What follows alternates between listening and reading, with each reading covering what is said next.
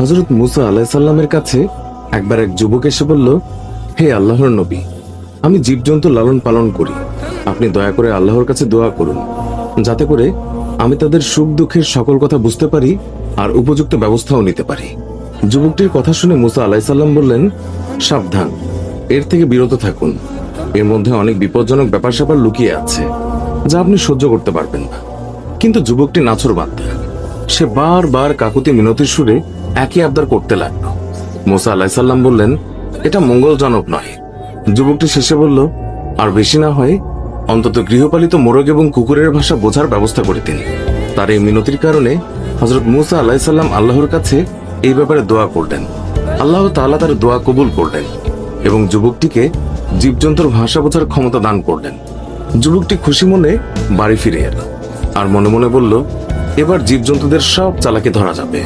পরদিন ভোরে যখন বাড়ির হাঁস মুরগি ছেড়ে দেওয়া হলো, তখন সেই যুবক মোরগের কথা শোনার জন্য বারান্দায় এসে বসলো। বাড়ির কাজের মেয়ে রাতের বেঁচে যাওয়া রুটির টুকরো উঠানে নিক্ষেপ করলো। কুকুরটিও কাছেই ছিল। এই সময় মোরগটি ঝাপটি মেরে রুটির টুকরো মুখে পুরে নিল। কুকুরটি প্রতিবাদের সুরে মোরগকে বলল, রুটির টুকরো আমার ভাগে ছিল, তুই নিয়ে গেলি কেন? উত্তরে মোরগ বলল, একটু সবুর কর।